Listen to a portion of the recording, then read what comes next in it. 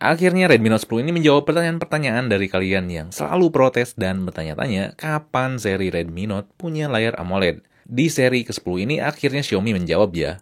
Pengalaman pakainya tuh benar-benar asik ya si Redmi Note 10 ini, tapi ada beberapa yang kehambat. Oke. Di sini langsung aja kita bahas si Redmi Note 10. Yang pertama tuh layar AMOLED ya. Buat kalian yang mau berdebat ini tuh layar AMOLED atau Super AMOLED, kalian bisa nonton video preview Redmi Note 10 Pro ya, karena di situ tuh udah dibahas dan bahasannya tuh sama aja sama Redmi Note 10 yang biasa. Nah, layar AMOLED ini tuh bener-bener asik ya, karena biasanya ya ponsel-ponsel lain di harga 2,4 juta tuh ya paling si AMOLED itu resolusinya HD plus lah, tapi ini udah full HD plus dan tentunya nggak cuman ya resolusi atau spesifikasi doang. Warna yang disajiin tuh benar-benar asik ya, dengan embel-embel 8 bit warna, gamut warnanya DCI P3 di harga 2 jutaan, saya sangat senang dengan hasilnya. Responsif juga ya kalau misalkan kita scrolling konten. Tapi ya, yang gak asik sama kayak Redmi Note 10 Pro, di sini always on display-nya cuma 10 detik aja. Saya harap di update berikutnya nggak 10 detik gini sih, karena ya percuma. Walaupun di situ tulisannya si always on display itu bakal nampil kalau diketuk, tapi kadang kalau diketuk tuh gak nampil ya.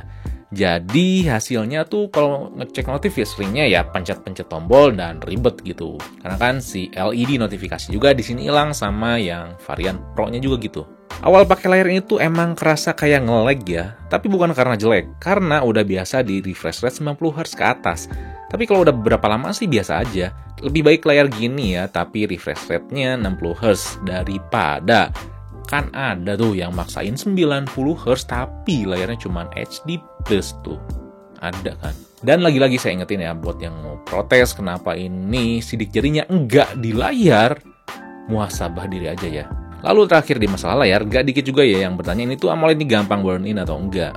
Burn in atau enggak itu tergantung pemakaian kalian gimana.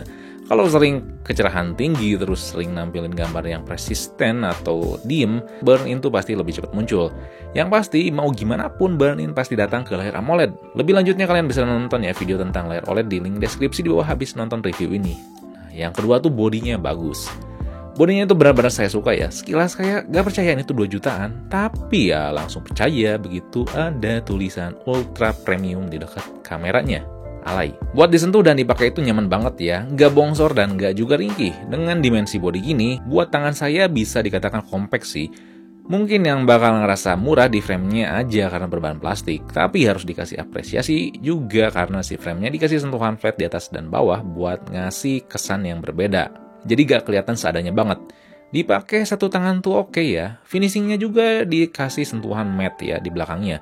Bener-bener halus ya buat dipegang. Asik sih ponsel di harga 2 jutaan kasih sentuhan matte gini. Biasanya kan di harga 2 jutaan tuh ya glossy-glossy gitulah. Jadi gak ada komplain sih masalah fisik ya. Apalagi si slot microSD-nya tetap terpisah dari dual SIM-nya. Nah yang ketiga tuh performanya yang lebih dari cukup. Di harganya ini di 2,4 juta dengan Snapdragon 678, UFS 2.2, RAM 4GB tuh udah cukup ya buat saya. Buat main sosmed, pindah ke sana dan kemari itu cukup ya. Main game juga udah asik ya di bawahnya. Ekspektasi saya di ponsel ini di harga 2 jutaan tuh enggak jatuh ya. Sedikit lebih tinggi lah. Yang jadi concern kalian mungkin ada di bagian RAM yang cuma 4GB aja. Kalau chipset kan udah oke. Tipe penyimpanan juga udah oke ya, UFS 2.2 yang terbaru. Dimana itu tuh ngaruh buat kecepatan buka aplikasi dan lainnya. Tapi saya gak ada masalah sih di kapasitas RAM ini. Emang agak sedikit kurang maksimal saat multitasking, tapi nggak jadi masalah besar atau jadi deal breaker banget ya. Masalah multitasking juga bakal ke-upgrade sih nanti seiring update MIUI datang. Dan yang harus ditekenin di sini adalah RAM besar bukan berarti lebih cepat dan lebih kenceng pakai ponsel ya. RAM gede itu ngaruh ke kita buka banyaknya aplikasi ada berapa. Dan satu aplikasi dengan aplikasi lainnya pasti konsumsi RAM-nya tuh berbeda. Jadi ngaruhnya di situ ya, bukan di kecepatan. Emang ya RAM-nya tuh kalau misalkan posisi idle atau standby nyisain ya 1 GB sekian lah. Tapi sih oke-oke aja ya. Jangan pernah terpaku atau terlalu diambil pusing ya dengan sisa RAM kita tuh berapa. Karena kalau kita buka beberapa aplikasi, terus kita lagi mainin aplikasi Z lah katakan, pasti sistemnya tuh udah pinter buat lebih memusatkan kerja RAM ke aplikasi Z tersebut. Namanya juga smart, smartphone ya pasti udah smart. Makanya kami jarang banget jawab kalau misalkan ada yang nanya sisa RAM ponsel itu berapa, sisa ponsel itu tuh si RAM-nya berapa. Karena ya udahlah, pakai aja bro, namanya juga smartphone, udah smart gitu. Emang ya disayangkan gak ada kapasitas RAM yang 6GB. Dengan RAM yang lebih besar, kita jadi lebih leluasa buat buka berbagai aplikasi lebih banyak dari 4GB, tanpa menutup aplikasi lainnya yang lagi jalan juga. Yang lebih disayangkan sebenarnya di waktu peluncuran pertamanya ini Xiaomi nggak rilis varian 128GB. Katanya sih nanti bakal diisi sama Redmi Note 10S ya, katanya. Tapi terlepas rumor itu tuh 128GB nih dibutuhin banget.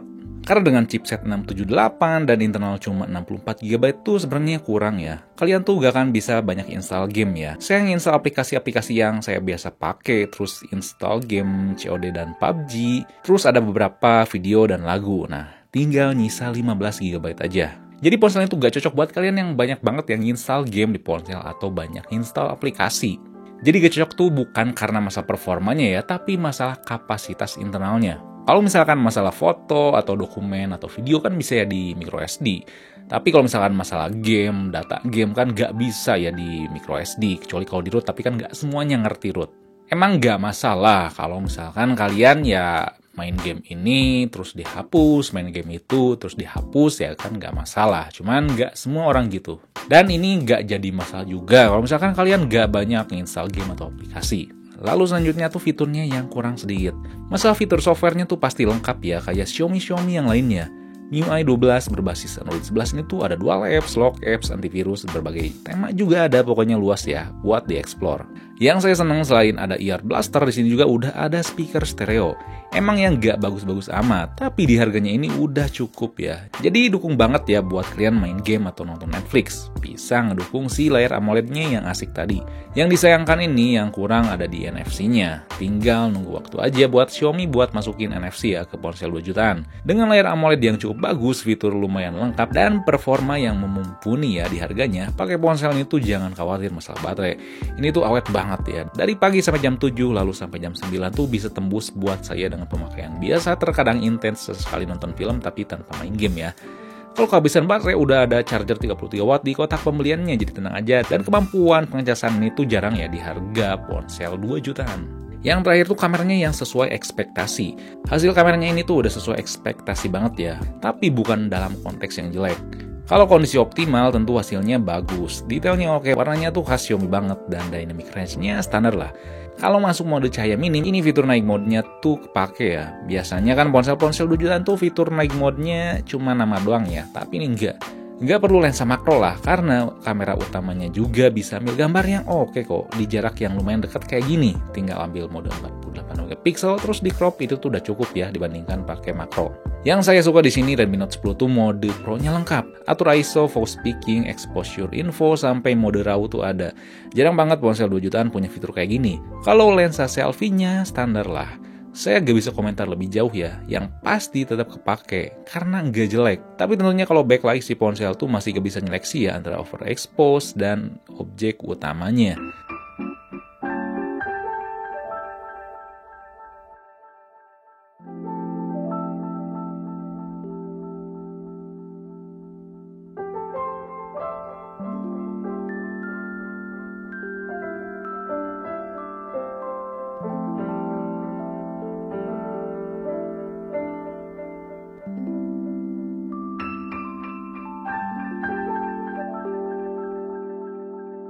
Urusan video menurut saya tuh udah mulai naik ya standarnya dibandingkan pendahulunya. Detailnya tuh baik ya, warnanya masih khas Xiaomi kayak fotonya, fokusnya tuh lumayan, dan dynamic range-nya juga oke. Yang pasti jangan berharap kestabilannya tuh bagus. Walaupun nggak ada fitur vlog mode, di sini tuh nggak ada masalah sih buat saya, karena ya nggak suka-suka amat sih.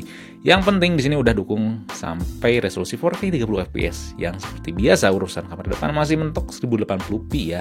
Dan seperti hasil fotonya masih tetap kepake, tapi nggak bagus dan nggak jelek.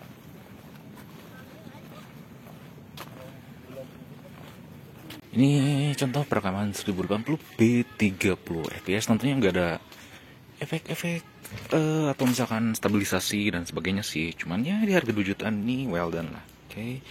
Masalah fokusnya juga cepet, cuman ini gitu kenapa ya agak laggy, nanti kita lihat hasilnya laggy atau enggak sih. Ya, dynamic range-nya standar 2 jutaan, cuman sedikit lebih bagus ya dibandingkan pendahulunya. Oke. So, Redmi Note 10 ini adalah ponsel yang benar-benar worth it ya buat dibeli.